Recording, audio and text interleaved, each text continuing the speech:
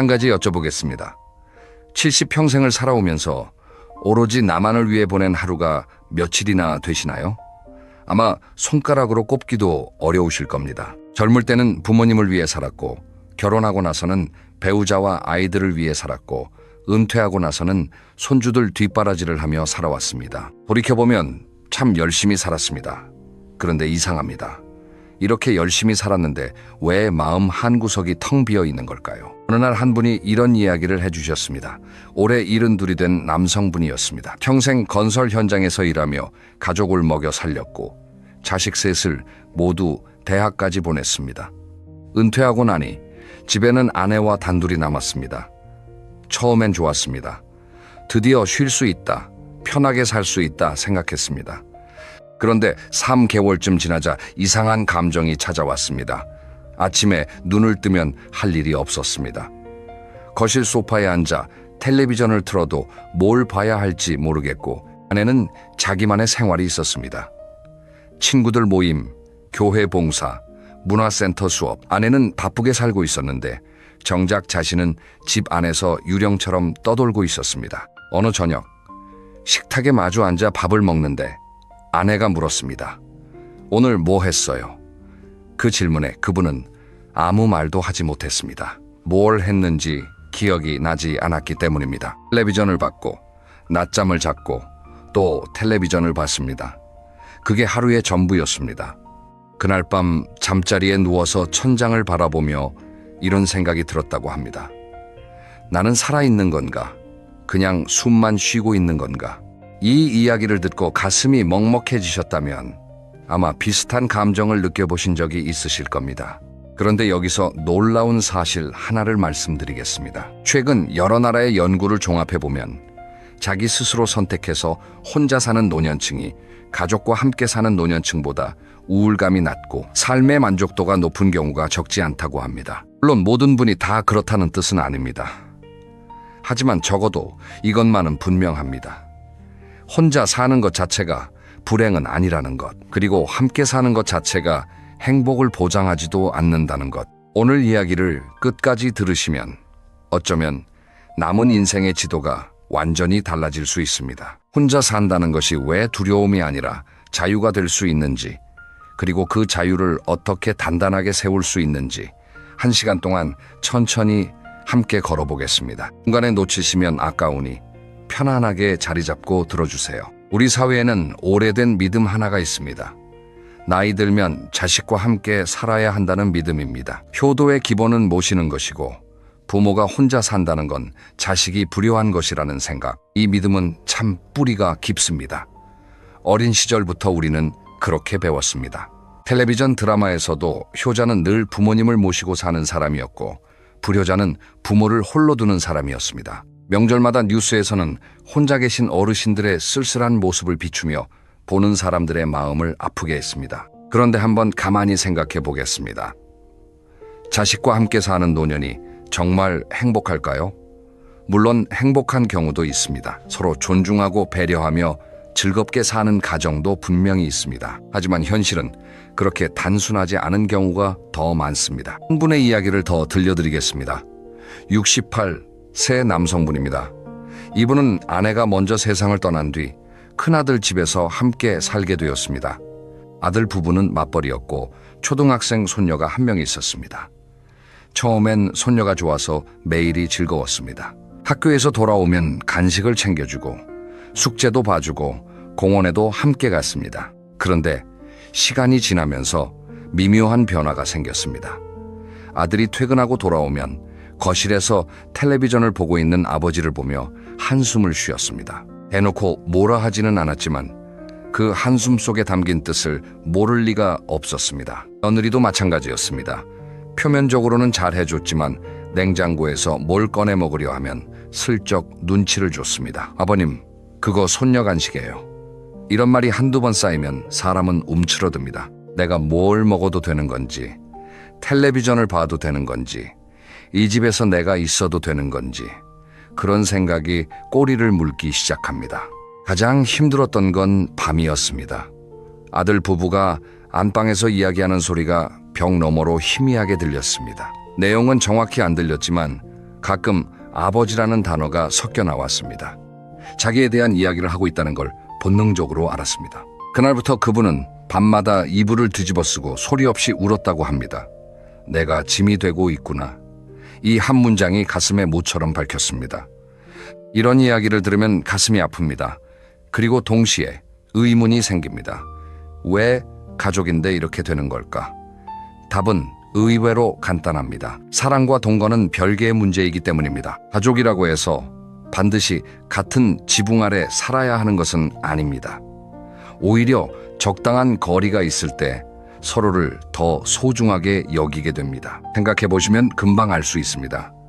멀리 사는 자식에게 전화가 오면 반갑습니다. 일부러 시간 내서 찾아오면 고맙습니다. 같이 밥 먹으면 맛있습니다.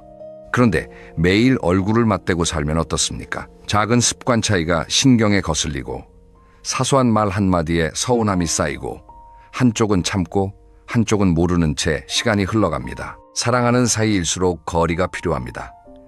이것은 냉정한 말이 아니라 오히려 지혜로운 말입니다. 여기서 잠깐 재밌는 비유 하나를 해보겠습니다. 고슴도치를 아시지요? 추운 겨울에 고슴도치들이 서로 따뜻하게 지내려고 모여듭니다. 그런데 너무 가까이 붙으면 서로의 가시에 찔립니다. 아프니까 떨어집니다. 그러면 또 춥습니다. 다시 모입니다. 또 찔립니다. 이걸 반복하다 보면 결국 적당한 거리를 찾게 됩니다. 서로 찔리지 않으면서도 온기는 나눌 수 있는 딱 그 거리. 독일의 철학자 쇼펜하우어가 했던 이야기입니다. 사람 사이의 관계도 마찬가지입니다. 나이가 들면 이 적당한 거리를 찾는 것이 관계를 살리는 열쇠가 됩니다. 그런데 우리 사회는 이 거리를 허락하지 않았습니다. 부모와 자식은 가까이 있어야 한다. 떨어져 살면 불효다. 이런 시선이 거리를 두려는 사람을 죄인처럼 만들었습니다. 그래서 많은 어르신들이 불편함을 참으며 함께 살았고 많은 자녀들도 부담을 안으며 모시고 살았습니다. 양쪽 모두 힘든데 아무도 먼저 말을 꺼내지 못했습니다. 효도라는 이름이 너무 무거웠기 때문입니다. 하지만 이제는 달라져야 합니다. 진짜 효도가 무엇인지 다시 생각해 볼 때가 되었습니다. 함께 사는 것이 효도일까요? 아니면 부모가 행복하게 살 수 있도록 돕는 것이 효도일까요? 만약 부모님이 혼자 사시면서 더 건강하고 더 밝고 더 당당하게 살 수 있다면 그것을 응원해 주는 것이야말로 진짜 효도가 아닐까요? 앞서 이야기한 68세 남성분, 그분에게도 변화의 순간이 찾아왔습니다. 그 이야기는 잠시 뒤에 이어서 들려드리겠습니다. 지금부터는 먼저 혼자 있다는 것과 외롭다는 것이 어떻게 다른지 이 중요한 차이를 함께 살펴보겠습니다. 이걸 제대로 이해하시면 혼자 사는 것에 대한 두려움이 상당히 줄어드실 겁니다. 우리는 혼자 있으면 외롭다고 생각합니다. 너무 당연한 것 같지요? 그런데 잠깐만 돌이켜보시면 꼭 그렇지만은 않다는 걸 아실 수 있습니다. 혹시 이런 경험 있으신가요? 명절날 온 가족이 모여 앉아 있는데 웃음소리가 가득한데 정작 내 마음은 어딘가 멀리 있는 듯한 느낌. 다들 이야기꽃을 피우고 있는데 나만 그 대화에 끼지 못하는 것 같은 느낌. 몸은 사람들 한가운데 있지만 마음은 혼자 섬에 서 있는 것 같은 그런 순간. 이것이 바로 사람들 속에서 느끼는 외로움입니다. 그리고 이 외로움이 혼자 있을 때 느끼는 외로움보다 훨씬 더 쓰리고 아픕니다. 반대의 경우도 있습니다. 이른 아침 조용한 방에서 혼자 눈을 뜹니다. 창문 밖으로 새소리가 들립니다. 천천히 일어나 물을 한 잔 마시고 좋아하는 차를 끓입니다. 아무도 없는 부엌에서 찻잔을 양손으로 감싸며 창밖을 바라봅니다. 조용합니다. 하지만 외롭지 않습니다. 오히려 마음이 가득 차 있습니다. 이것이 고요한 충만함입니다. 그러니까 핵심은 이겁니다. 혼자 있다는 건 내 곁에 사람이 없다는 물리적인 상태일 뿐입니다. 외로움은 내 마음이 어디에도 닿지 못한다고 느끼는 심리적인 상태입니다. 이 둘은 전혀 다른 차원의 이야기입니다. 사람이 10명 옆에 있어도 마음이 닿지 않으면 외롭고 혼자 있어도 나 자신과 편안하게 연결되어 있으면 전혀 외롭지 않습니다. 영어에는 이 차이를 구분하는 두 개의 단어가 있습니다. loneliness, 그러니까 외로움이라는 단어와 솔리튜드, 고독이라는 단어입니다. 외로움은 원치 않는 분리에서 오는 고통입니다. 반면 고독은 스스로 선택한 혼자만의 시간에서 오는 평화입니다. 같은 혼자인 상태인데 그것이 내 선택이냐 아니냐에 따라 느낌이 완전히 달라지는 것입니다. 이걸 우리 일상에 대입해 보겠습니다. 자식이 바빠서 연락이 안 오고 친구들도 하나둘 멀어지고 어쩔 수 없이 혼자 남겨진 느낌. 이것은 외로움입니다. 하지만 스스로 선택해서 내 공간에서 내 시간을 누리며 원할 때 사람을 만나고 쉬고 싶을 때 쉬는 삶. 이것은 고독입니다. 그리고 이 고독은 사실 아주 귀한 선물입니다. 생각해 보시면 젊을 때는 이 고독을 누릴 여유가 없었습니다. 아이들이 울고 회사에서 전화가 오고 주말에도 이것저것 해야 할 일이 산더미였습니다. 혼자만의 시간이라는 건 꿈도 못 꿨습니다. 화장실에서 잠깐 문을 닫고 숨을 돌리는 것, 그게 유일한 나만의 시간이었던 분도 계실 겁니다. 그런데 이제는 다릅니다. 아이들은 다 컸고 직장일은 끝났고 드디어 나에게 시간이 생겼습니다. 이 시간을 외로움으로 채울 것인가, 고독이라는 선물로 채울 것인가, 이것이 노년의 행복을 결정짓는 가장 큰 갈림길입니다. 북유럽 나라들, 특히 덴마크나 스웨덴 같은 나라에서는 오래전부터 노년의 독거 생활이 아주 자연스러운 문화로 자리 잡았습니다. 자식이 불효해서가 아닙니다. 사회 전체가 개인의 독립성과 자율성을 존중하는 문화이기 때문입니다. 그 나라에서는 부모가 혼자 산다고 해서 자식을 탓하지 않습니다. 오히려 부모가 스스로 건강하게 자기 삶을 꾸려나가는 것을 대견하게 여깁니다. 물론 한국과 북유럽은 문화가 다르고 복지 시스템도 다릅니다. 단순 비교는 어렵습니다. 하지만 여기서 배울 수 있는 핵심은 분명합니다. 혼자 사는 것이 불쌍한 일이 아니라 존엄한 선택이 될 수 있다는 관점. 이 관점 하나가 삶의 질을 완전히 바꿉니다. 여기서 심리학의 중요한 이론 하나를 쉽게 풀어드리겠습니다. 자기결정 이론이라는 것이 있습니다. 미국의 심리학자 두 분이 만든 이론인데요. 사람이 행복하려면 세 가지가 필요하다고 말합니다. 첫째, 자율성. 내가 내 행동을 스스로 결정할 수 있다는 느낌입니다. 둘째, 유능감. 내가 뭔가를 할 수 있다는 느낌입니다. 셋째, 관계성. 누군가와 의미 있게 연결되어 있다는 느낌입니다. 이 세 가지를 노년의 삶에 대입해보면 아주 흥미로운 그림이 나옵니다. 가족과 함께 살면서 모든 결정이 자녀에게 넘어가면 자율성이 사라집니다. 뭘 해도 위험하다, 그냥 쉬어라, 이런 말을 반복해서 들으면 유능감이 무너집니다. 가족이 바로 옆에 있지만 내 이야기를 들어주지 않으면 관계성도 약해집니다.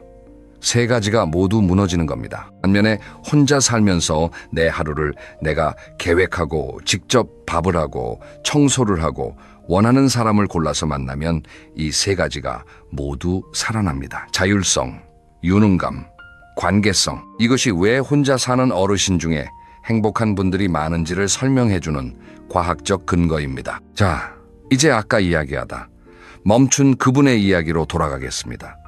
아들 집에서 함께 살며 매일 밤 이불 속에서 울던 68 세 남성분. 그분에게 변화가 찾아온 건 아주 사소한 계기에서였습니다. 어느 날 그분은 오래간만에 옛 직장 동료를 만났습니다. 동료는 5년 전에 아내와 사별하고 혼자 살고 있었습니다. 만나기 전에는 걱정했습니다. 얼마나 힘들게 살고 있을까? 많이 초췌해졌겠지. 그런데 만난 동료의 얼굴이 뜻밖이었습니다. 피부도 좋아 보이고 눈에 생기가 있었습니다. 점심을 먹으며 동료가 자기 하루 이야기를 해주었습니다. 아침에 일어나면 가볍게 체조를 합니다. 그 다음 동네 시장에 가서 그날 먹을 재료를 삽니다. 점심은 직접 해먹고 오후에는 구청에서 운영하는 사진 교실에 갑니다. 카메라를 배운 지 2년쯤 됐는데 요즘은 동네 풍경 찍는 재미에 푹 빠져 있다고 했습니다. 저녁에는 산책을 하고 집에 돌아와 그날 찍은 사진을 정리하면서 하루를 마무리합니다. 이야기를 듣는 내내 그분의 머릿속은 복잡해졌습니다. 같은 나이, 비슷한 처지인데 이 사람은 왜 이렇게 살아있고 나는 왜 이렇게 죽어있는 걸까? 집으로 돌아오는 버스 안에서 창밖을 멍하니 바라보다가 문득 이런 생각이 들었다고 합니다. 나도 저렇게 살고 나도 저렇게 살 수 있지 않을까? 그날 밤부터 그분은 진지하게 고민하기 시작했습니다. 그리고 2달 뒤 아들에게 말했습니다. 나 혼자 살아보려고 한다. 아들은 놀랐습니다. 아버지, 갑자기 무슨 말씀이세요? 저희가 뭘 잘못했나요? 그분은 고개를 저었습니다. 아니다. 너희가 잘못한 것은 하나도 없다. 다만 나도 내 삶을 한번 살아보고 싶다. 아들은 쉽게 납득하지 못했습니다. 아버지가 혼자 사시면 세상 사람들이 뭐라 하겠어요? 자식이 부모를 내쫓았다고 할 거잖아요. 그분은 웃으며 대답했습니다. 남들이 뭐라 하든 내가 행복하면 되는 거 아니겠나. 결국 그분은 집에서 버스로 20분 거리에 있는 작은 아파트를 얻었습니다. 방 하나에 부엌 하나, 작은 베란다가 있는 소박한 집이었습니다. 이사한 첫날, 빈 방에 들어서서 불을 켜고 가만히 서서 주위를 둘러보았습니다. 가구도 별로 없고 아직 짐도 다 풀지 못했지만 가슴속에서 묘한 감정이 올라왔습니다. 그분은 그 감정을 이렇게 표현했습니다. 숨이 쉬어졌다. 몇 년 만에 처음으로 숨이 제대로 쉬어졌다. 처음 일주일은 쉽지 않았습니다. 밤에 혼자 있으니 집이 무섭도록 조용했고 밥을 차려 먹는 것도 서툴렀습니다. 라면만 3일 연속 끓여 먹었다고 합니다. 하지만 신기한 것은 그 불편함 속에서도 마음은 점점 가벼워지고 있었다는 것입니다. 아무도 자기를 눈치 보지 않았습니다. 텔레비전을 밤늦게까지 봐도, 아침에 늦잠을 자도, 냉장고에서 아무거나 꺼내 먹어도 아무런 문제가 없었습니다. 그 사소한 자유가 오랫동안 억눌려 있던 마음을 조금씩 풀어주었습니다. 이 주가 지나자 그분은 조금씩 생활 리듬을 만들기 시작했습니다. 아침에 일어나면 동네 공원을 한 바퀴 걸었습니다. 처음에는 30분도 버거웠지만 매일 하다 보니 어느새 45분, 1시간까지 걸을 수 있게 되었습니다. 시장에 가서 장을 보는 것도 즐거움이 되었습니다. 평생 시장이라는 곳에 가본 적이 거의 없던 분이었습니다. 늘 아내가 해주는 밥을 먹었고 아들 집에서는 며느리가 차려준 밥을 먹었습니다. 그런데 이제 직접 재료를 고르고 서툴지만 직접 요리를 하면서 생전 처음 느끼는 감정이 있었습니다. 내가 나를 먹여 살리고 있다는 감각, 그것은 단순한 요리 실력의 문제가 아니었습니다. 내가 아직 쓸모 있는 사람이라는 존재의 확인이었습니다. 3개월 뒤 그분은 아들 가족과 일요일마다 만나 점심을 함께 먹기 시작했습니다. 놀라운 변화가 있었습니다. 함께 살 때는 서먹하고 불편했던 식사 시간이 이제는 서로 반가워하고 즐거운 시간이 되었습니다. 아들이 말했습니다. 아버지, 요즘 얼굴이 좋아지셨어요. 손녀도 할아버지에게 더 다정해졌습니다. 떨어져 사니까 만날 때마다 특별한 느낌이 드는 것이었습니다. 거리가 생기니 오히려 따뜻함이 커졌습니다. 이분의 이야기에서 우리가 배울 수 있는 것은 분명합니다. 혼자 산다는 것은 가족을 버리는 것이 아닙니다. 오히려 관계를 더 건강하게 만드는 방법이 될 수 있습니다. 매일 부딪히며 상처를 주고받는 것보다 적당한 거리에서 서로를 그리워하고 존중하는 것이 더 아름다운 관계입니다. 자, 그러면 이제 한 가지 궁금증이 생기실 겁니다. 감정적으로는 이해가 된다. 혼자 살면 마음이 편해질 수 있다는 것. 하지만 건강은 어떻습니까? 나이가 들면 몸이 약해지는데 혼자 살면 건강이 더 나빠지지 않을까? 이게 많은 분들이 가장 걱정하시는 부분일 겁니다. 그런데 여기서 또 한 번 우리의 상식을 뒤집는 이야기가 시작됩니다. 상식적으로 생각하면 가족이 옆에 있어야 건강을 더 잘 챙길 수 있을 것 같습니다. 약 먹을 시간을 알려주고 병원에 함께 가주고 영양 균형 맞춘 밥을 차려주고, 물론 그런 도움이 중요한 경우도 있습니다. 하지만 의학계에서 주목하는 것은 조금 다른 부분입니다. 우리 몸에는 스트레스 호르몬이라고 불리는 물질이 있습니다. 코르티솔이라는 이름인데요. 이 호르몬은 위급한 상황에서 몸을 보호하기 위해 분비됩니다. 문제는 이 호르몬이 만성적으로 높은 수준을 유지할 때입니다. 매일매일 스트레스를 받으면 코르티솔이 계속 높은 상태로 유지되고, 그러면 혈압이 올라가고 면역력이 떨어지고 잠을 못 자게 되고 소화도 안 되고 우울감도 깊어집니다. 가족과 함께 살면서 매일 눈치를 보고 내 의견이 무시되고 작은 갈등이 반복되면 어떻게 될까요?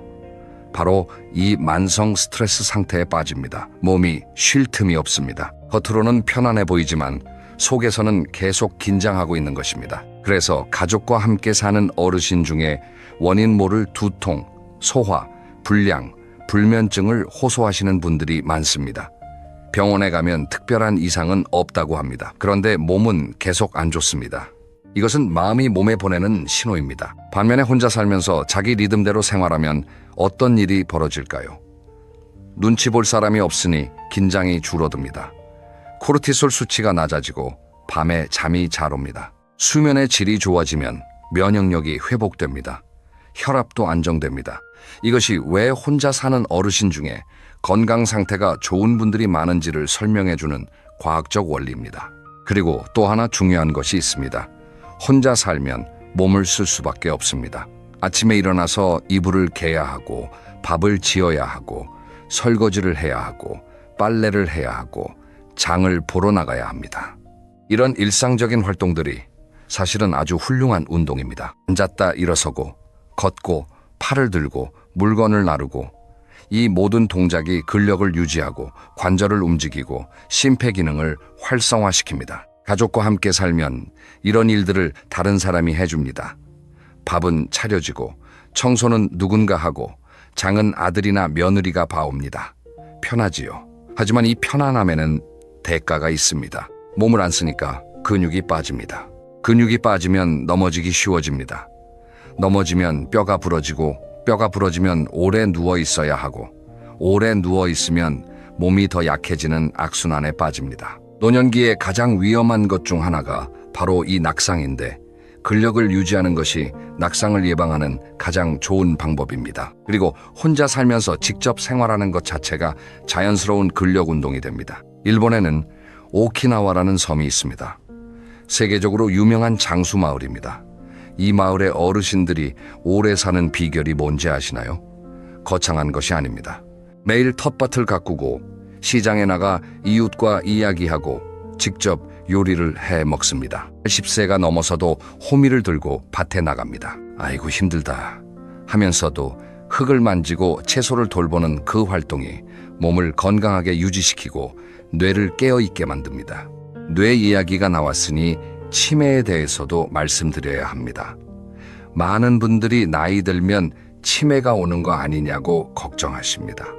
물론 나이가 들수록 치매 위험이 높아지는 것은 사실입니다. 하지만 치매는 나이만의 문제가 아닙니다. 뇌를 얼마나 쓰느냐가 매우 중요합니다. 혼자 살면 뇌를 쉴 새 없이 써야 합니다. 오늘 뭘 먹을지 계획을 세워야 하고 장보기 목록을 기억해야 하고 약 먹는 시간을 챙겨야 하고 가스불을 껐는지 확인해야 하고 공과금 내는 나를 잊지 않아야 합니다. 이런 일상적인 계획과 실행, 기억의 반복이 뇌의 여러 영역을 골고루 자극합니다. 마치 매일 퍼즐을 푸는 것과 같습니다. 반면에 모든 것이 준비되어 있는 환경에서는 뇌가 할 일이 줄어듭니다.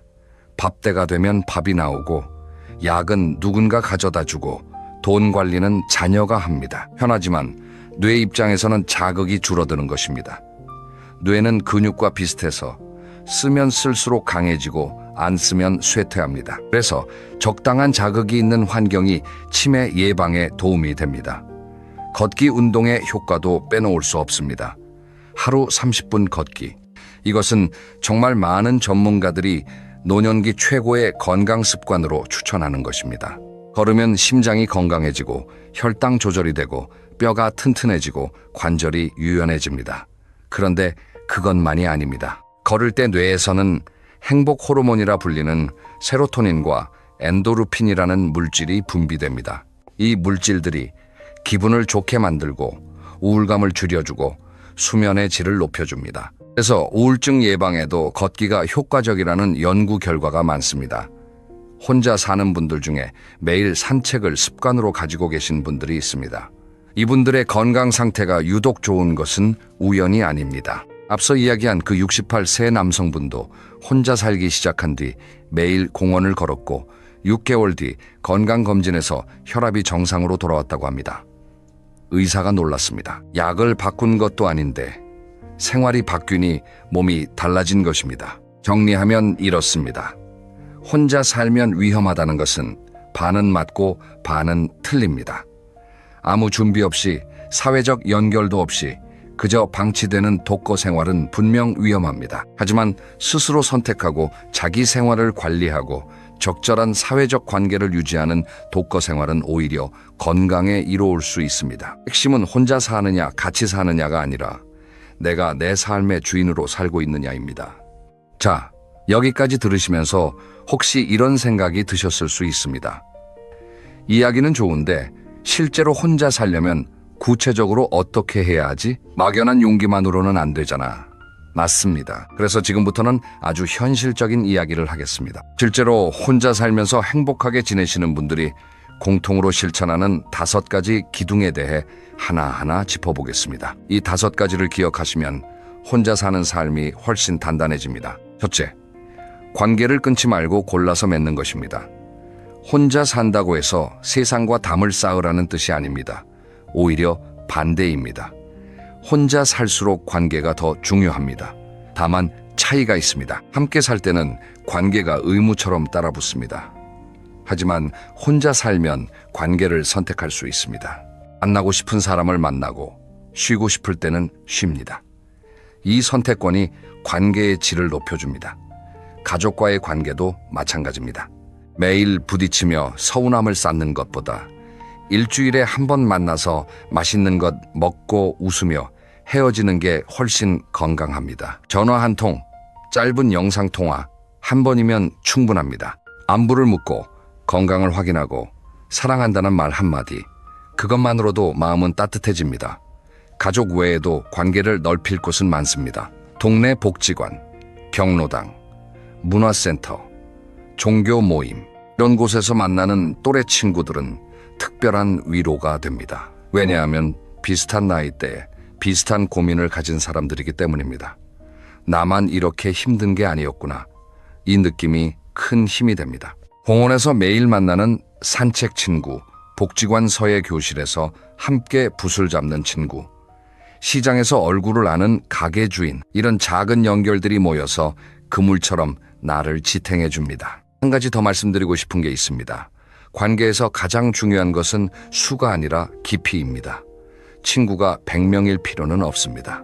정말 마음을 터놓을 수 있는 사람이 2~3명만 있으면 충분합니다. 아플 때 전화할 수 있는 사람, 속상할 때 만나서 이야기할 수 있는 사람, 아무 말 없이 옆에 앉아있기만 해도 편한 사람, 그런 사람이 있다면 혼자 살아도 전혀 외롭지 않습니다. 둘째, 하루에 최소 한 번은 밖으로 나가는 루틴을 만드는 것입니다. 이게 왜 중요하냐면 혼자 살면 집 안에만 머물기가 너무 쉽기 때문입니다. 특히 날씨가 춥거나 몸이 조금 안 좋거나 귀찮을 때는 하루 종일 집에서 나가지 않게 됩니다. 하루가 이틀이 되고 이틀이 일주일이 되면 세상과의 연결이 끊어지기 시작합니다. 그러면 외로움이 밀려옵니다. 그래서 이유를 만들어서라도 밖으로 나가는 것이 중요합니다. 꼭 거창한 일이 아니어도 됩니다. 아침에 공원 한 바퀴 걷기, 동네 슈퍼에 가서 우유 한 팩 사오기, 도서관에서 신문 읽기, 카페에서 커피 한 잔 마시기, 이런 작은 외출이 하루를 살아있게 만듭니다. 밖에 나가면 바람을 느끼고 햇볕을 쬐고 사람들의 움직임을 봅니다. 그것만으로도 기분이 달라집니다. 특히 추천드리는 것은 정해진 시간에 정해진 곳에 가는 것입니다. 매일 아침 9시에 공원에 간다든지, 매주 화요일과 목요일은 복지관 수업에 간다든지, 이렇게 루틴을 만들면 2가지 좋은 점이 있습니다. 하나는 생활에 리듬이 생겨서 하루하루가 허전하지 않다는 것이고, 다른 하나는 같은 시간에 같은 곳에서 반복적으로 만나는 사람들과 자연스럽게 인사하게 된다는 것입니다. 오늘도 오셨네요. 이 한마디가 얼마나 큰 위로가 되는지 모릅니다. 셋째, 몸을 챙기는 것입니다. 혼자 살면 건강이 곧 독립의 기반입니다. 몸이 무너지면 혼자 사는 생활 자체가 어려워집니다. 그래서 건강 관리가 무엇보다 중요합니다. 가장 먼저 걷기입니다. 이미 앞에서 말씀드렸지만 다시 한번 강조합니다. 하루 30분 걷기. 이것 하나만 꾸준히 해도 몸이 달라집니다. 처음부터 30분이 어려우면 15분부터 시작하세요. 일주일에 5일만 해도 충분합니다. 중요한 건 꾸준함입니다. 다음으로 식사입니다. 혼자 살면 밥을 대충 먹기가 쉽습니다. 국 하나에 밥 한 공기 아니면 빵 한 조각으로 때우는 분들이 많습니다. 하지만 노년기에 가장 주의해야 할 것이 영양 부족, 특히 단백질 부족입니다. 단백질이 부족하면 근육이 줄어들고 근육이 줄면 넘어지기 쉽고 면역력도 약해집니다. 매끼 화려하게 차릴 필요는 없습니다. 하지만 달걀 한두 개, 두부 한 모, 생선 한 토막 이런 것들을 매일 조금씩이라도 드시는 것이 중요합니다. 국을 끓일 때 두부를 넣고 반찬으로 달걀 부침을 하나 해두면 그것만으로도 단백질 섭취가 크게 나아집니다. 그리고 물을 충분히 마시는 것도 잊지 마셔야 합니다. 나이가 들면 갈증을 덜 느끼게 됩니다. 그래서 목이 마르지 않아도 의식적으로 물을 마셔야 합니다. 하루에 6잔에서 8잔 정도면 적당합니다. 정기적인 건강검진도 빠뜨리면 안 됩니다.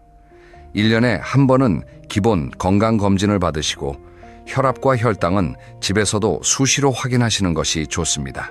요즘은 가정용 혈압계도 저렴하고 사용법도 간단합니다. 드시는 약이 있으시면 약 복용 알림을 휴대폰에 설정해 두는 것도 좋은 방법입니다. 넷째, 돈을 관리하는 것입니다. 이 부분은 현실적이지만 피할 수 없는 이야기입니다. 혼자 살면 모든 지출을 스스로 감당해야 합니다. 그래서 내 형편에 맞는 예산을 세우는 것이 매우 중요합니다. 한 가지 좋은 방법을 알려드리겠습니다. 매달 들어오는 돈을 셋으로 나누는 것입니다. 80%는 생활비로 씁니다. 월세나 관리비, 식비, 교통비, 병원비 등 꼭 필요한 지출입니다. 10%는 비상금으로 모아둡니다. 갑자기 병원에 가야 할 때 예상치 못한 지출이 생길 때를 위한 안전 자금입니다. 그리고 나머지 10%는 즐거움을 위해 씁니다. 이게 중요합니다. 노년에도 즐거움은 반드시 필요합니다. 맛있는 것 한 끼 사 먹기, 친구와 차 한 잔 마시기, 가까운 곳으로 당일 여행 가기, 이런 작은 즐거움이 삶을 버티게 하는 힘이 됩니다. 돈과 관련해서 한 가지 더 말씀드리겠습니다. 자녀에게 무리하게 용돈을 주시는 분들이 계십니다.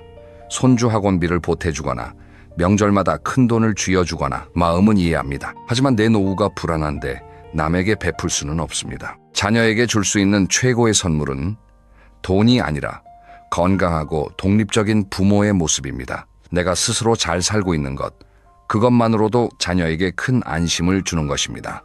다섯째, 안전망을 만드는 것입니다. 혼자 살 때 가장 큰 걱정은 응급 상황입니다. 밤에 갑자기 가슴이 아프면 어떡하지? 넘어져서 움직이지 못하면 누가 알아줄까? 이런 두려움은 당연합니다. 그래서 준비가 필요합니다. 먼저 휴대폰에 긴급 연락처를 등록해 두세요. 119는 기본이고 가장 가까운 자녀나 친척 그리고 이웃 중 믿을 수 있는 한 분의 번호를 즐겨찾기에 넣어두세요. 스마트폰이 어려우신 분은 큰 글씨로 연락처를 적어서 냉장고나 현관문 옆에 붙여두는 것도 좋습니다. 복용하시는 약 목록도 정리해 두세요. 약 이름, 용량, 복용 시간을 종이에 적어서 지갑에 넣어두시면 응급 상황에서 의료진이 큰 도움을 받습니다. 요즘은 지자체에서 노인 돌봄 서비스를 많이 운영하고 있습니다. 정기적으로 안부 전화를 해주고 필요하면 방문도 해줍니다. 응급 호출기기를 무료로 제공하는 것도 있습니다. 목에 거는 작은 기기인데 버튼 하나만 누르면 구급 서비스에 연결됩니다. 이런 서비스가 있다는 것을 알고 계시는 것만으로도 마음이 한결 놓입니다. 주민센터에 문의하시면 자세한 안내를 받으실 수 있습니다. 이웃과의 관계도 안전망이 됩니다. 옆집에 혼자 사시는 분이 계시다면 서로 아침마다 문자 한 통씩 주고받는 약속을 해보세요. 오늘도 건강하게 일어났어요. 이 한 줄이면 됩니다. 만약 문자가 안 오면 확인해 보는 것이죠. 이런 작은 약속이 서로를 지켜줍니다. 자, 여기까지가 혼자 살면서 단단하게 살기 위한 5가지 기둥이었습니다. 관계, 루틴, 건강, 돈, 안전. 이 5가지를 기억하시고 하나씩 실천해 나가시면 혼자 사는 삶이 두려움이 아니라 자유가 됩니다. 그런데 여기서 한 발 더 나아가 보겠습니다. 지금까지는 어떻게 살 것인가에 대한 이야기였습니다. 이제는 조금 더 깊은 이야기를 해보려 합니다. 어떻게 마무리할 것인가에 대한 이야기입니다. 조금 무거운 주제일 수 있지만 사실 이 이야기를 피하지 않는 것이야말로 남은 날들을 더 충만하게 만드는 비결입니다. 우리 사회에서는 죽음에 대한 이야기를 꺼리는 분위기가 있습니다. 나이든 분 앞에서 그런 이야기를 하면 불길하다고 여기기도 합니다. 하지만 생각해보면 누구나 언젠가 이 세상을 떠나게 됩니다. 이것은 슬픈 일이 아니라 자연스러운 일입니다. 그리고 그 마지막을 어떻게 준비하느냐에 따라 지금 이 순간을 사는 태도가 달라집니다. 비유를 하나 해보겠습니다. 여행을 떠난다고 생각해보세요. 돌아오는 날이 정해져 있는 여행입니다. 만약 돌아오는 날짜를 모른다면 매일매일을 대충 보내게 됩니다. 하지만 돌아오는 날이 가까워지면 어떻습니까? 하루하루가 소중해집니다. 오늘 뭘 할까? 어디를 가볼까? 누구를 만날까? 모든 순간이 반짝입니다. 인생도 마찬가지입니다. 끝이 있다는 것을 인정할 때 지금이 더 빛나기 시작합니다. 그래서 요즘 많은 분들이 엔딩 노트라는 것을 쓰고 계십니다. 엔딩 노트란 내 인생의 마지막을 어떻게 맞이하고 싶은지 미리 적어두는 노트입니다. 거창한 것이 아닙니다. 내가 좋아하는 노래, 장래는 이렇게 해주었으면 좋겠다는 바람, 가족에게 남기고 싶은 말, 감사했던 사람들의 이름, 이런 것들을 천천히 적어나가는 것입니다. 이것을 쓰는 과정 자체가 치유가 됩니다. 왜냐하면 내 인생을 돌아보게 되기 때문입니다. 참 힘들기도 했지만 감사한 일도 많았구나. 실수도 했지만 최선을 다했구나. 그런 생각들이 마음을 정리해 줍니다. 사전 연명 의료 의향서라는 것도 알아두시면 좋습니다. 이것은 내가 의식이 없는 상태에서 무의미한 연명 치료를 받지 않겠다는 의사를 미리 문서로 남겨두는 것입니다. 어렵게 들릴 수 있지만 간단히 말하면 나의 마지막을 내가 결정하겠다는 뜻입니다. 가까운 보건소나 의료기관에서 신청할 수 있고 절차도 어렵지 않습니다. 이런 준비를 하면 이상한 일이 벌어집니다. 죽음을 준비하니까 오히려 삶이 더 선명해집니다. 남은 시간이 유한하다는 것을 알게 되면 오늘 하루를 허투루 보내기가 싫어집니다. 아침 햇살이 더 따뜻하게 느껴지고 차 한 잔의 향기가 더 깊게 느껴지고 산책길에 피어있는 작은 꽃이 눈에 들어옵니다. 이전에는 보이지 않던 것들이 보이기 시작합니다. 잘 늙는다는 것, 잘 마무리한다는 것은 결국 마지막 순간까지 나답게 사는 것입니다. 누군가의 짐이 되어 끌려가는 것이 아니라 내가 내 이야기의 마지막 문장을 쓰는 것, 그것이 존엄한 마무리입니다. 혼자 산다는 선택은 이 존엄을 지키기 위한 출발점이기도 합니다. 이제 오늘 이야기를 마무리하겠습니다. 1시간 가까이 긴 이야기를 함께 해주셨습니다. 마지막으로 오늘의 핵심을 짧게 정리해드리겠습니다. 하나, 혼자 사는 것은 버림받음이 아니라 선택입니다. 그리고 그 선택은 나의 존엄과 자유를 지키는 용기 있는 결단입니다. 둘, 외로움은 혼자 있어서 생기는 것이 아니라 마음이 닿을 곳을 잃었을 때 생기는 것입니다. 관계를 끊지 말고 골라서 맺으세요. 양보다 깊이가 중요합니다. 셋, 혼자 살면서 건강하게 지내는 것은 충분히 가능합니다. 하루 30분 걷기, 단백질 챙겨 먹기, 밖으로 나가기, 이 3가지만 꾸준히 해도 몸과 마음이 달라집니다. 오늘부터 작은 것 하나만 실천해 보시면 어떨까요? 오늘 저녁 나를 위한 밥 한 끼를 정성껏 차려보시는 겁니다. 화려할 필요 없습니다. 따뜻한 밥에 된장찌개 한 그릇, 달걀 부침 하나면 충분합니다. 하지만 그 밥을 차리면서 이렇게 생각해 보시는 겁니다. 이 밥은 내가 나를 위해 차린 밥이다. 내가 나를 사랑하는 방식이다. 사소해 보이지만 이 작은 행동이 변화의 시작입니다. 내일은 아침에 공원을 한 바퀴 걸어보세요. 모레는 오래된 친구에게 전화를 한 통 해보세요. 이런 작은 선택들이 모여서 남은 인생의 풍경을 완전히 바꿔놓습니다. 마지막으로 여러분께 꼭 드리고 싶은 말이 있습니다. 나이가 들었다고 해서 행복을 양보하실 필요 없습니다. 평생 남을 위해 사셨다면 이제는 나를 위해 사셔도 됩니다. 혼자 있는 시간은 외로운 시간이 아니라 온전한 나를 만나는 시간입니다. 여러분의 남은 날들은 쓸쓸한 날들이 아니라 당당한 날들이어야 합니다. 삶의 주인은 처음부터 끝까지 나 자신입니다. 그리고 여러분은 충분히 행복할 자격이 있습니다. 오늘 이야기가 여러분 마음에 작은 온기가 되었길 바랍니다. 다음 이야기에서는 노년에 진짜 좋은 관계를 맺는 법, 사람 사이의 적당한 거리에 대해 더 깊이 이야기해 보겠습니다. 끝까지 들어주셔서 진심으로 감사합니다. 편안한 하루 보내세요. 83 생일이었습니다. 한 할머니가 아침부터 부엌에서 분주하게 움직였습니다. 미역국을 끓이고 잡채를 만들고 전을 부쳤습니다. 작은 식탁 위에 정성스럽게 음식을 차렸습니다. 접시도 4개를 놓았습니다. 아들 부부와 손녀, 그리고 자기 것. 딸에게는 며칠 전에 전화했습니다. 엄마, 생일인데 올 수 있겠니? 딸은 말했습니다. 엄마, 그날 남편이 출장이라 아이를 봐야 해서 힘들 것 같아요. 미안해요. 아들에게도 전화했습니다. 아들은 바로 받지 않았고 1시간 뒤에 문자가 왔습니다.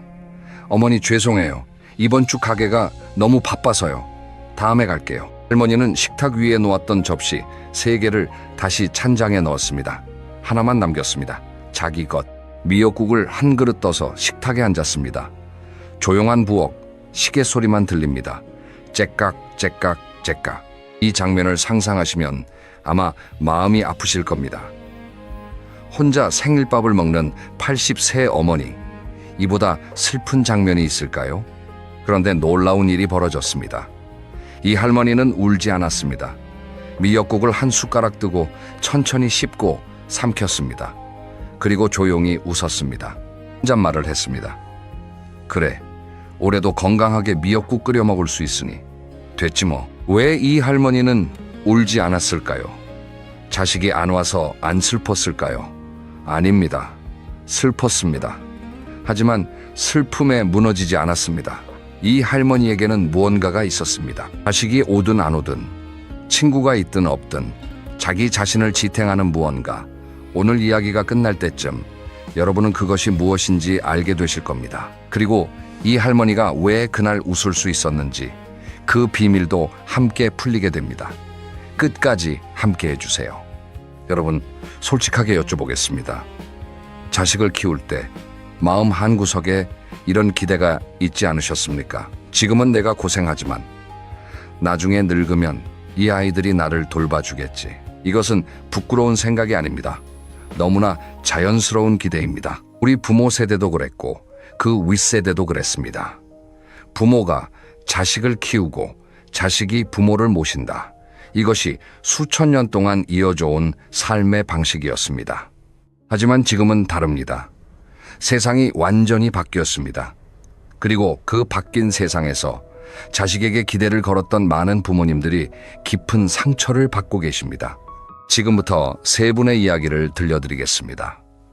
불편하실 수 있지만 눈을 돌리지 마시고 끝까지 들어주시기 바랍니다. 왜냐하면 이 불편함을 직면해야 그 다음에 오는 희망이 진짜 희망이 되기 때문입니다. 첫 번째 이야기입니다. 77, 새 남성분입니다. 평생 공무원으로 일하며 성실하게 살았습니다. 월급의 절반을 자식 교육비로 썼습니다. 아들 하나, 딸 하나, 둘 다 좋은 대학을 보냈고 아들은 대기업에, 딸은 공기업에 취직했습니다. 결혼도 시켜주고 아들에게는 전세 자금까지 보태줬습니다. 은퇴할 때 남은 돈으로 작은 아파트 한 채와 퇴직금이 전부였습니다. 70이 넘어가자 아내가 아프기 시작했습니다. 무릎 수술을 받아야 했습니다. 수술비가 꽤 들었습니다. 아들에게 전화했습니다. 엄마가 수술을 받아야 하는데 좀 도와줄 수 있겠니? 아들의 대답은 이랬습니다. 아버지, 저도 지금 대출 갚느라 빠듯해요. 얼마 필요하세요? 그 말투에서 느껴졌습니다. 돕고 싶은 마음이 아니라 얼마나 내야 하나 계산하는 마음이. 딸에게도 전화했습니다. 딸은 한숨을 쉬며 말했습니다. 아빠, 저도 시댁 어르신 병원비 대느라 정신이 없어요. 좀만 기다려보세요. 결국 그분은 아파트를 담보로 대출을 받아 아내 수술비를 마련했습니다. 자식들에게 도움을 요청한 것이 자존심 상하고 그 도움마저 제대로 받지 못한 것이 서운했습니다. 하지만 자식들을 원망할 수도 없었습니다. 그들도 자기 살림에 허덕이고 있다는 것을 알기 때문입니다. 수술은 잘 됐습니다. 하지만 그 이후로 그분의 마음에는 뭔가가 달라졌습니다. 자식에게 기대면 안 되는구나. 이 깨달음이 쓰라리게 가슴에 박혔습니다. 두 번째 이야기입니다. 79세 여성분입니다. 남편과 사별한 뒤 혼자 살고 계셨습니다. 아들이 하나 있었는데 결혼하면서 다른 도시로 갔습니다. 이 어머니는 아들에게 아파트 한 채를 증여했습니다. 아들이 사업 자금이 필요하다고 했을 때 망설이긴 했지만 결국 줬습니다. 내 자식인데 돈이 필요하다는데 안 줄 수 있나? 그때 아들이 했던 말이 있습니다. 엄마, 고마워요. 제가 꼭 잘할게요. 걱정 마세요. 사업 잘 되면 엄마 모시고 같이 살게요. 아파트를 주고 나서 처음 3개월은 아들이 자주 전화했습니다. 엄마 건강은 어때요? 필요한 거 없어요. 하지만 석 달이 지나자 전화가 뜸해졌습니다. 6개월이 지나자 한 달에 한 번으로 줄었습니다. 1년이 지나자 명절에만 짧은 문자가 왔습니다. 엄마 건강하세요. 이 어머니는 작은 원룸에서 기초연금으로 생활하고 계십니다. 한 달에 34만 원. 여기서 월세 20만 원을 내면 남는 돈이 14만 원입니다. 이 돈으로 한 달을 삽니다. 식비, 교통비, 병원비, 빠듯한 정도가 아니라 빠듯하다는 말로도 부족합니다. 가장 힘든 것은 돈이 없는 것이 아니었습니다. 가장 힘든 것은 아들에게 전화하고 싶은데 전화할 수 없는 것이었습니다. 전화하면 뭐라고 해야 할까? 돈 보내달라고? 그러면 귀찮아 하겠지. 보고 싶다고? 바쁘다고 하겠지. 그래서 전화를 못합니다. 전화기를 들었다 놨다를 반복합니다. 결국 안 합니다. 이 어머니가 이웃에게 한 말이 있습니다. 재산 줄 때는 내 자식이더니 다 주고 나니 남이 되더라. 이 한마디가 얼마나 많은 분들의 현실인지 여러분도 아실 겁니다. 세 번째 이야기입니다. 75세 남성분입니다. 이분은 조금 다른 경우입니다. 자식이 나쁜 것이 아닙니다. 아들 둘 다 효자입니다. 자주 전화하고 명절에 찾아오고 용돈도 보냅니다. 하지만 이분이 느끼는 감정은 의외로 쓸쓸함입니다. 왜일까요? 아들들이 전화할 때마다 하는 말이 비슷합니다. 아버지, 약 잘 드세요? 넘어지지 않게 조심하세요. 무리하지 마세요. 다 좋은 말입니다. 걱정해서 나온 말입니다. 하지만 이 말들이 반복되면 이상한 느낌이 듭니다. 나는 돌봐야 할 대상이구나. 조심해야 할 존재구나. 혼자서는 아무것도 못하는 사람이구나. 아들들의 관심이 사랑인 것은 알겠는데 그 사랑이 때로는 통제처럼 느껴집니다. 한 번은 혼자 근교 여행을 가고 싶어서 아들에게 말했습니다. 나 이번 주에 강원도 한번 다녀올까 한다. 아들의 반응은 이랬습니다. 아버지, 혼자요? 위험하지 않아요? 혹시 쓰러지시면 어떡해요? 그냥 집에 계세요. 다음에 저희가 같이 갈게요. 그 다음에는 오지 않았습니다. 결국 여행도 못 갔습니다. 이분은 말합니다. 자식이 있어도 내 인생은 내 것이 아닌 느낌이야. 자식은 날 사랑한다고 하면서 내가 하고 싶은 건 다 막아. 그러면서 대신 해주는 것도 아니야. 그냥 하지 마. 위험해. 이것만 반복해. 세 가지 이야기를 들려드렸습니다. 첫 번째는 자식에게 도움을 요청했지만 받지 못한 경우. 두 번째는 재산을 주고 나서 버림받은 경우. 세 번째는 자식이 효도하지만 오히려 자유를 잃은 경우. 상황은 다르지만 결론은 같습니다. 자식에게 내 노년을 맡길 수 없다. 이 말이 냉정하게 들리실 수 있습니다. 자식을 사랑하지 말라는 뜻이 아닙니다. 자식은 소중합니다. 하지만 자식은 내 노후 보험이 아닙니다. 자식은 자기 인생을 살아야 하는 독립된 존재입니다. 그들에게 내 노년의 책임을 지우는 것은 사랑이 아니라 짐입니다. 그리고 그 짐은 결국 양쪽 모두를 무너뜨립니다. 그러면 친구는 어떻습니까? 자식이 안 되면 친구라도 있지 않느냐, 이렇게 생각하시는 분들이 계실 거고, 젊었을 때 친구는 세상의 전부였습니다. 학교 다닐 때 매일 붙어 다니던 친구, 군대에서 함께 고생한 전우, 직장에서 밤늦도록 같이 일하고 술잔 기울이던 동료. 그때는 이 사람들과 평생 함께 할 것 같았습니다. 늙어서도 함께 바둑 두고 낚시 가고 소주 한잔 하며 인생 이야기를 나눌 것 같았습니다. 하지만 현실은 다릅니다. 은퇴하는 순간 직장 동료의 대부분은 사라집니다. 처음 몇 달은 가끔 연락이 옵니다. 한번 만나자, 밥이나 먹자. 그래서 만납니다. 옛날 이야기를 합니다. 재밌습니다. 하지만 두 번째 만남, 세 번째 만남으로 갈수록 할 이야기가 줄어듭니다. 공통 화제가 사라졌기 때문입니다. 직장이라는 공통 분모가 없어지면 생각보다 나눌 이야기가 많지 않다는 것을 알게 됩니다. 한 분이 이런 이야기를 해주셨습니다. 은퇴하고 직장 동료들이랑 모임을 만들었어. 한 달에 한 번 만나기로 했지. 처음에는 12명이 왔어. 석 달 뒤에는 8명, 6개월 뒤에는 5명, 1년 뒤에는 3명, 2년 뒤에는 나 혼자 식당에 앉아 있었어. 직장 동료만 그런 걸 친구도 마찬가지입니다. 나이가 들면 친구 관계를 유지하는 것이 점점 어려워집니다. 첫째, 건강 문제입니다. 70이 넘으면 누구나 어딘가 아픕니다. 무릎이 아파서 못 나가겠다. 허리가 안 좋아서 오래 앉아있기 힘들다. 그러다 입원했다는 소식이 들리고 수술했다는 소식이 들리고 어느 날 부고가 옵니다. 둘째, 환경이 달라집니다. 어떤 친구는 자식 따라 다른 도시로 이사합니다. 어떤 친구는 요양원에 들어갑니다. 물리적으로 만나기 어려워집니다. 셋째, 가장 쓰라린 이유인데 돈 때문에 관계가 깨지는 경우가 있습니다. 30년 넘게 친하게 지낸 친구에게 돈을 빌려줬다가 인생이 꼬인 분이 계십니다. 70일 새 남성분인데 40년 지기 친구가 사업이 어렵다며 3천만 원을 빌려달라고 했습니다. 40년 우정인데 거절할 수가 없었습니다. 한 달만 빌려달라고 했습니다. 한 달이 지나고 석 달이 지나고 1년이 지났습니다. 돈은 돌아오지 않았습니다. 전화를 하면 처음에는 미안하다, 곧 갚겠다 했지만 나중에는 전화를 안 받았습니다. 3천만 원도 아깝지만 40년 우정을 잃은 것이 더 아팠습니다. 그분은 말합니다. 돈을 빌려주는 순간 친구를 잃는 거야. 그걸 그때 왜 몰랐을까? 이런 이야기들을 듣고 나면 마음이 참 씁쓸해집니다. 자식도 기댈 수 없고 친구도 언젠가 사라지고 그러면 대체 무엇이 남는다는 겁니까? 이 세상에서 끝까지 나를 지켜줄 것이 정말 있기는 한 겁니까? 있습니다. 분명히 있습니다. 그리고 그것은 생각보다 멀리 있지 않습니다. 사실 처음부터 여러분 곁에 있었습니다. 다만 우리가 평생 남을 돌보느라 잊고 있었을 뿐입니다. 지금부터 그 이야기를 하겠습니다. 나를 지키는 5가지 울타리 하나하나 짚어보겠습니다.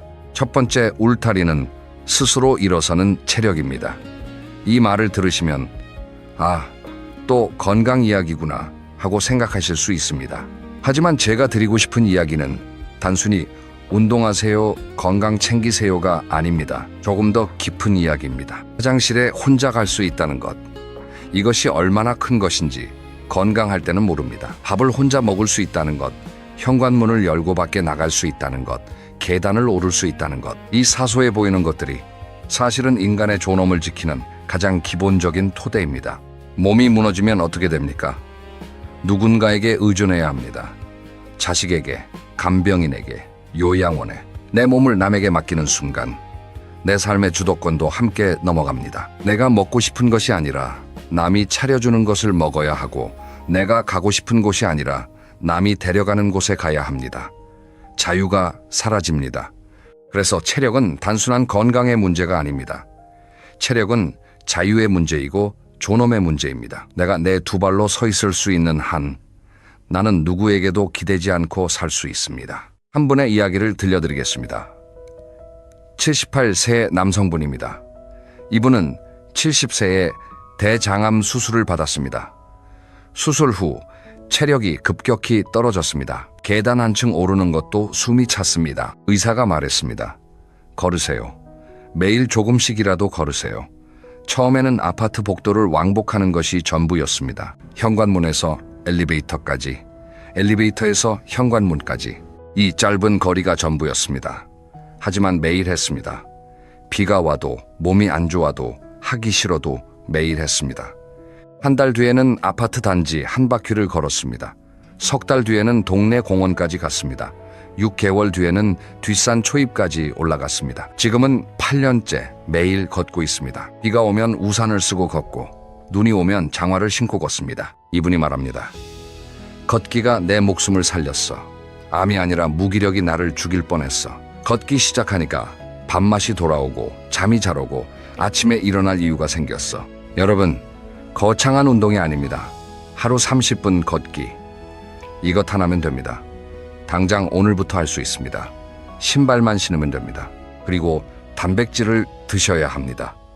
나이가 들면 근육이 빠집니다. 근육이 빠지면 넘어지기 쉬워지고 넘어지면 뼈가 부러지고 뼈가 부러지면 오래 누워 있어야 하고 그러면 근육이 더 빠지는 악순환이 시작됩니다. 달걀, 두부, 생선, 콩, 맵기 조금씩이라도 꼭 드세요. 이것이 내 두 발로 서 있기 위한 가장 기본적인 준비입니다. 두 번째, 울타리는 아침을 기다리게 만드는 루틴입니다.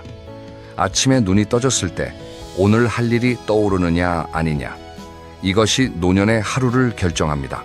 할 일이 있으면 이불을 박차고 일어납니다. 할 일이 없으면 천장만 바라봅니다. 은퇴 전에는 루틴이 저절로 만들어졌습니다. 아침에 일어나서 출근하고 일하고 점심 먹고 또 일하고 퇴근하고 저녁 먹고 잠듭니다. 싫든 좋든 하루가 채워져 있었습니다. 하지만 은퇴하면 이 구조가 통째로 사라집니다. 텅 빈 하루가 펼쳐집니다. 그 텅 빈 시간을 채우지 못하면 무기력이 밀려옵니다. 무기력은 우울이 되고 우울은 몸까지 병들게 합니다. 그래서 루틴을 직접 만들어야 합니다. 누가 만들어주는 것이 아닙니다. 내가 나를 위해 만드는 것입니다. 거창할 필요 없습니다. 아침 6시에 일어나서 물 한 잔 마시기, 6시 30분에 스트레칭 10분, 7시에 아침 식사, 8시에 동네 공원 산책, 9시에 집에 돌아와서 신문 읽기. 이런 식으로 오전만이라도 채워놓으면 하루가 완전히 달라집니다. 한 할머니 이야기를 해드리겠습니다. 73세 여성분입니다. 남편과 사별 후 혼자 사십니다. 이분은 매일 아침 같은 시간에 같은 카페에 갑니다. 동네에 있는 작은 빵집인데 아메리카노 한 잔에 1,500원입니다. 매일 아침 8시에 가서 창가 자리에 앉아서 커피를 마시며 밖을 바라봅니다. 처음에는 혼자 갔습니다. 그런데 매일 같은 시간에 가니까 같은 시간에 오는 사람들이 눈에 띄기 시작했습니다. 얼굴이 익어지고 눈인사를 하게 되고 인사가 대화가 되었습니다. 지금은 아침마다 만나는 단골 친구가 3명 생겼습니다. 모두 혼자 사는 분들입니다. 매일 아침 커피 한잔 하면서 30분 정도 이야기를 나눕니다. 별것 아닌 이야기입니다. 어제 텔레비전에서 뭐 봤다, 무릎이 쑤신다, 시장에서 고등어가 싸더라. 하지만 이 30분이 이 할머니의 하루를 지탱합니다. 이 할머니가 말합니다. 아침에 눈 뜨면 제일 먼저 생각나는 게 카페야. 오늘 누가 왔을까? 무슨 이야기를 할까? 그 생각 하나로 이불에서 일어나게 돼. 이것이 루틴의 힘입니다. 루틴은 하루를 채우는 것이 아니라 내일을 기다리게 만드는 것입니다. 여러분만의 루틴을 하나 만들어 보세요. 카페가 아니어도 됩니다. 매일 아침 공원 걷기, 매일 오후 도서관에서 신문 읽기, 매주 화요일 복지관 프로그램 참여하기, 무엇이든 좋습니다. 중요한 것은 정해진 시간에 정해진 일을 반복하는 것입니다. 세 번째, 울타리는 한 푼이라도 내 손에 쥔 돈입니다. 돈 이야기는 현실적이지만 반드시 해야 합니다. 노년에 돈이 없다는 것은 단순히 불편한 것이 아닙니다. 돈이 없으면 자존심이 무너집니다. 자식에게 손 벌려야 하고 싶은 것을 못하고 아파도 병원에 가기를 망설입니다. 앞에서 이야기한 아파트를 증여한 79세 어머니를 기억하시지요? 그분이 지금 가장 힘든 것이 뭐라고 하셨습니까? 돈이 없는 것보다 아들에게 전화할 수 없는 것이 더 힘들다고 하셨습니다. 돈이 없으니 전화하면 돈 달라는 것 같아서 전화를 못하는 겁니다. 경제적 의존이 관계까지 무너뜨리는 것입니다. 그래서 여러분께 간곡하게 말씀드립니다. 재산을 자녀에게 미리 주지 마세요. 살아있는 동안은 내 돈을 내가 가지고 있어야 합니다. 자녀가 아무리 좋은 말을 해도, 기초연금 받으려면 증여해야 한다고 해도 섣불리 넘기면 안 됩니다. 한 번 준 돈은 돌아오지 않습니다. 그리고 돈과 함께 자존심도, 자유도, 때로는 자식과의 관계까지 돌아오지 않습니다. 지금 가진 돈이 적더라도 괜찮습니다. 중요한 것은 그 돈을 내가 관리하고 있다는 것입니다. 매달 들어오는 연금이 30만 원이든 50만 원이든 그 안에서 예산을 세우세요. 꼭 필요한 지출이 얼마이고 비상금은 얼마이고 나를 위한 작은 즐거움에 쓸 돈은 얼마인지 이렇게 관리하고 있으면 마음이 안정됩니다. 내가 내 삶을 통제하고 있다는 감각, 이것이 노년의 가장 중요한 감각입니다. 한 분이 이런 말씀을 하셨습니다. 76세의 남성분입니다. 나는 돈이 많지 않아. 국민연금 70만 원, 기초연금 34만 원, 한 달에 104만 원 정도야. 하지만 이 돈을 내가 벌었고 내가 쓰고 있어. 아무한테도 빌리지 않았어. 이게 내 자존심이야. 자식한테 손 안 벌리고 내 돈으로 내 밥 사 먹고 내 돈으로 내 약 사 먹어. 이게 나한테는 제일 중요해. 이분의 말이 정말 많은 것을 담고 있습니다. 돈의 액수가 중요한 것이 아닙니다. 내가 내 삶을 책임지고 있다는 감각, 이것이 노년의 자존심이고 이것이 세 번째 울타리입니다. 네 번째 울타리는 아무 조건 없이 나를 받아주는 공간입니다. 집에만 있으면 세상과 단절됩니다. 하지만 밖에 나가려면 갈 곳이 있어야 합니다. 돈이 들지 않으면서 나를 환영해주는 공간, 이런 곳이 있어야 합니다. 어디가 있을까요? 생각보다 많습니다. 동네 경로당, 주민센터, 공원, 도서관, 복지관, 무료문화 강좌, 이런 곳들은 돈이 거의 안 듭니다. 가면 비슷한 또래의 사람들이 있고 인사를 나눌 수 있고 가끔은 깊은 대화를 할 수도 있습니다. 여기서 중요한 점이 있습니다. 이런 공간에 처음 가는 것이 가장 어렵습니다. 혼자 문을 열고 들어서는 그 순간이 제일 부담스럽습니다. 다들 서로 아는 사이인 것 같은데 나만 모르는 사람인 것 같고 어디 앉아야 할지도 모르겠고 뭘 해야 할지도 모르겠습니다. 이 어색함 때문에 한 번 가보고 안 가시는 분들이 많습니다. 하지만 부탁드립니다. 3번만 가보세요. 처음은 어색합니다. 2번째도 좀 어색합니다. 하지만 3번째부터는 얼굴을 아는 사람이 생깁니다. 오늘도 오셨네요. 이 한마디를 듣는 순간 마음이 놓입니다. 나를 기억하는 사람이 있다는 것, 내가 오는 것을 알아차리는 사람이 있다는 것, 이것이 공간이 주는 힘입니다. 한 할아버지 이야기를 해드리겠습니다. 72, 새 남성분입니다. 은퇴 후 3년 동안 집에만 계셨습니다. 아내가 아무리 나가라고 해도 안 나갔습니다. 갈 곳도 없고 아는 사람도 없다는 이유였습니다. 그러다 아내가 반강제로 동네 도서관에 데려갔습니다. 도서관에는 어르신 전용 열람실이 있었습니다. 신문과 잡지가 비치되어 있었고 몇몇 어르신들이 조용히 앉아 읽고 있었습니다. 이분은 그날 신문 하나 집어들고 구석에 앉았습니다. 2시간 정도 읽다가 나왔습니다. 별 감흥은 없었습니다. 하지만 다음 날 또 갔습니다. 아내가 시켜서 그 다음 날도 갔습니다. 일주일쯤 지나니 매일 같은 자리에 앉는 할아버지 한 분이 눈에 들어왔습니다. 그 할아버지도 매일 같은 시간에 와서 같은 자리에 앉아 신문을 읽고 있었습니다. 어느 날 그 할아버지가 먼저 말을 걸었습니다. 오늘 신문에 재밌는 기사 있더라고. 이 한마디가 시작이었습니다. 지금 이 두 분은 매일 도서관에서 만나 신문 읽고 바둑 두고 가끔 근처 국밥집에서 점심도 같이 먹습니다. 이분이 말합니다. 도서관이 내 2번째 집이야. 거기 가면 나를 기다리는 사람이 있어. 이것입니다. 갈 곳이 있다는 것, 거기서 나를 기다리는 사람이 있다는 것. 이것이 4번째 울타리입니다. 5번째 울타리는 오늘 하루를 기록하는 습관입니다. 이것은 조금 의외로 느끼실 수 있습니다.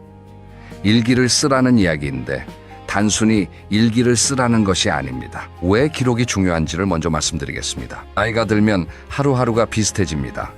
어제도 오늘도 내일도 별반 다를 것이 없습니다. 그러다 보면 시간이 뭉뚱그려집니다. 일주일 전에 뭘 했는지 기억이 안 나고 한 달 전에 무슨 일이 있었는지 떠오르지 않습니다. 하루하루가 구별이 안 되면 삶 자체가 흐릿해집니다. 기록은 이 흐릿함을 막아줍니다. 오늘 공원에서 진달래가 피었다. 오늘 시장에서 고등어를 샀다. 오늘 딸이 전화했다. 이런 짧은 문장 하나하나가 오늘이라는 날을 특별하게 만들어줍니다. 그리고 기록에는 또 하나의 힘이 있습니다. 마음을 정리해주는 힘입니다. 속상한 일이 있었을 때 머릿속으로만 생각하면 걱정이 커지고 커집니다. 하지만 종이에 적으면 신기하게도 한결 가벼워집니다. 한 할머니가 3년째 매일 일기를 쓰고 계십니다. 76, 세 여성분입니다. 이분의 일기는 아주 짧습니다. 하루에 3줄입니다. 첫 줄은 오늘 한 일, 둘째 줄은 오늘 감사한 것, 셋째 줄은 내일 하고 싶은 것. 이 3줄이 전부입니다. 5분이면 쓸 수 있습니다. 이분이 말합니다. 처음에는 쓸 게 없었어. 오늘 한 일이라고 해봤자 밥 먹고 텔레비전 본 게 전부인데 뭘 써? 그런데 한 달쯤 쓰다 보니까 달라지더라고. 쓸거리를 만들고 싶어지는 거야. 내일 일기에 뭐라고 쓰지? 이 생각이 드니까 오늘 뭔가를 하게 되더라고. 공원에 가본다든지 새로운 반찬을 만들어 본다든지 일기가 나를 움직이게 만든 거야. 이것이 기록의 마법입니다. 기록은 지나간 하루를 남기는 것이기도 하지만 다가올 하루를 만드는 것이기도 합니다. 내일 뭐라고 쓸까? 이 생각이 내일을 살게 만듭니다. 자, 여기까지 5가지 울타리를 말씀드렸습니다. 첫째, 스스로 일어서는 체력. 둘째, 아침을 기다리게 만드는 루틴. 셋째, 내 손에 쥔 돈. 넷째, 나를 받아주는 공간.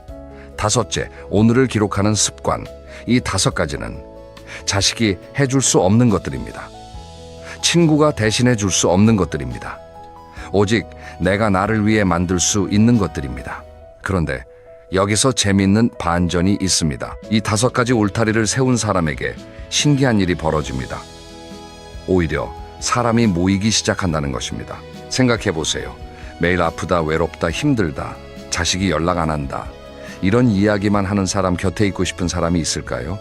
솔직히 말하면 힘듭니다. 아무리 가족이라도, 아무리 오래된 친구라도 매번 부정적인 이야기만 듣다 보면 지칩니다. 미안하지만 전화를 피하게 됩니다.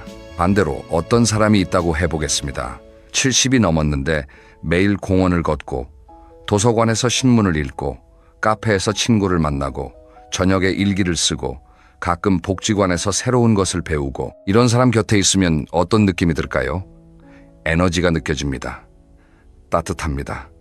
이 사람 곁에 있으면 나도 뭔가 할 수 있을 것 같은 느낌이 듭니다. 사람은 무너진 사람 곁을 떠나고 단단한 사람 곁에 모입니다. 이것은 냉정한 현실이지만 동시에 희망이기도 합니다. 내가 먼저 단단해지면 떠났던 사람도 돌아올 수 있다는 뜻이니까요. 실제로 그런 분이 계십니다. 74세 여성분입니다. 이분은 2년 전까지 아들과 사이가 좋지 않았습니다. 재산 문제로 크게 다투고 거의 1년을 연락 없이 지냈습니다. 서운하고 분하고 억울했습니다. 밤마다 아들 생각에 잠을 못 잤습니다. 전화를 할까 말까 망설이다가 안 했습니다. 그러다 이분은 결심을 했습니다. 아들한테 매달리지 말고 내 삶이나 제대로 살자. 그래서 시작했습니다. 매일 아침 공원을 걷고 복지관에서 서예를 배우고 경로당에서 봉사를 시작했습니다. 홀로 사시는 더 연세 많은 어르신들에게 반찬을 만들어 갖다 드리는 봉사였습니다. 처음에는 억지로 시작했지만 하다 보니 보람이 있었습니다. 누군가에게 도움이 된다는 느낌이 좋았습니다. 그렇게 반년쯤 지났을 때 아들에게서 전화가 왔습니다. 엄마, 요즘 뭐 하세요?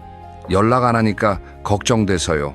이분은 담담하게 대답했습니다. 나 요즘 바빠. 아침에 운동하고 서예 배우고 봉사도 하고 잘 지내고 있어. 아들이 놀랐습니다. 엄마가 봉사를 해요? 이분은 웃으며 말했습니다. 왜? 내가 봉사하면 안 돼? 나도 할 수 있는 게 많아. 그 전화 이후 아들이 달라졌습니다. 전보다 자주 연락이 왔습니다. 예전에 엄마가 아프다, 외롭다 할 때는 전화를 피했던 아들이 엄마가 활기차게 살기 시작하니 오히려 관심을 보이기 시작한 것입니다. 이분이 하신 말씀이 참 인상 깊습니다. 자식한테 매달릴 때는 자식이 멀어졌어.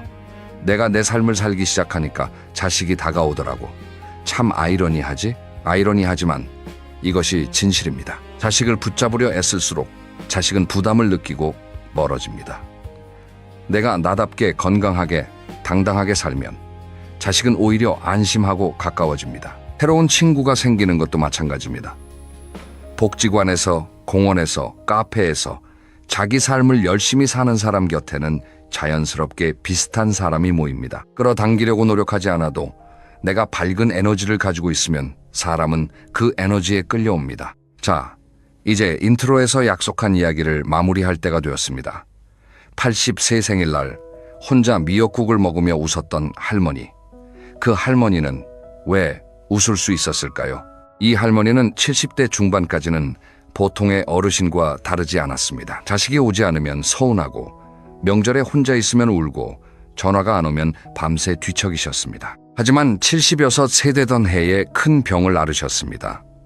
한 달간 병원에 입원하셨는데 아들은 일주일에 한 번 겨우 왔고 딸은 2번 왔습니다. 병실에서 천장만 바라보며 이분은 깊이 생각했습니다. 나는 지금까지 자식에게 기대며 살았구나. 자식이 오면 기쁘고 안 오면 슬프고 내 감정의 열쇠를 자식에게 맡겨놨구나. 퇴원한 뒤 이 할머니는 달라지기 시작했습니다. 매일 아침 걷기 시작했습니다. 복지관에서 노래교실에 등록했습니다. 경로당에서 혼자 오시는 어르신들에게 말을 먼저 걸었습니다. 저녁에는 짧은 일기를 쓰기 시작했습니다. 자식에게 전화하는 횟수를 줄이는 대신 자기 자신에게 시간을 쓰기 시작했습니다. 4년이 지난 80세 생일날 자식들이 못 온다는 연락을 받았을 때 물론 서운했습니다. 하지만 예전처럼 무너지지 않았습니다. 왜냐하면 이 할머니에게는 이제 자기 삶이 있었기 때문입니다. 아침 산책, 카페 친구, 노래교실, 봉사활동, 일기 쓰기. 자식이 채워줘야 할 자리를 자기 스스로 이미 채워놓았기 때문입니다. 그래서 혼자 미역국을 먹으며 웃을 수 있었던 것입니다. 그 웃음은 강한 웃음이 아니었습니다. 조용한 웃음이었습니다. 나는 괜찮아. 혼자여도 괜찮아. 나에게는 내가 있으니까. 이 마음에서 나온 웃음이었습니다.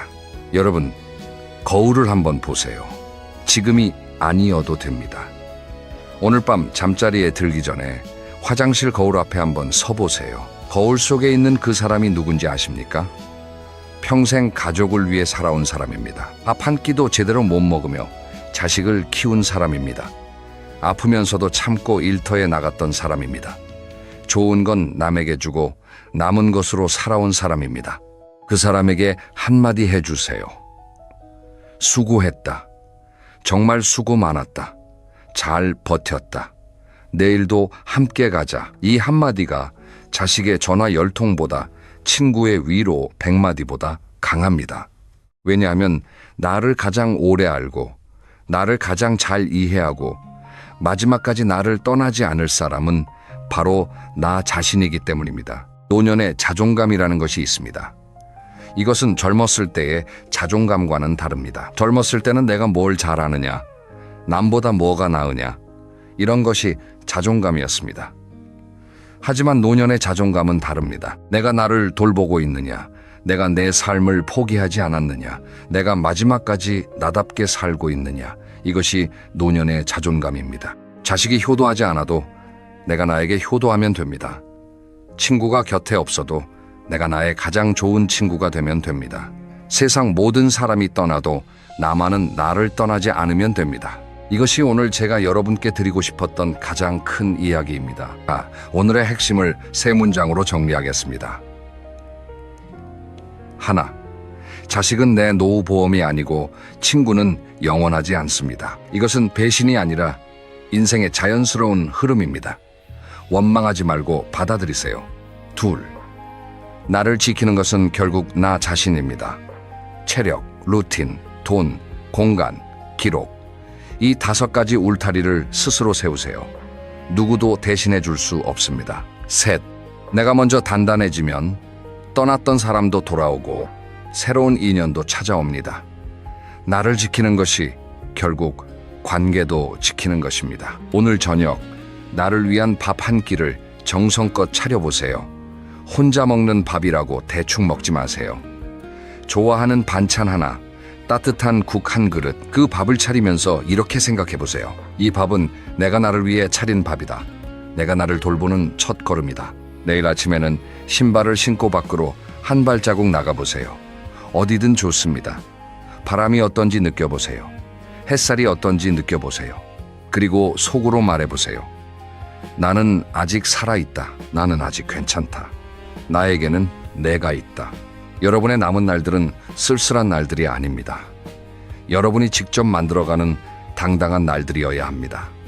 삶의 주인은 처음부터 끝까지 나 자신입니다. 다음 이야기에서는 노년에 절대 하지 말아야 할 돈, 실수 5가지를 실제 사례와 함께 깊이 있게 다뤄보겠습니다. 재산을 지키는 것이 곧 존엄을 지키는 것입니다. 꼭 들어주세요. 오늘 끝까지 함께 해주셔서 진심으로 감사합니다. 건강하시고 편안한 하루 보내세요.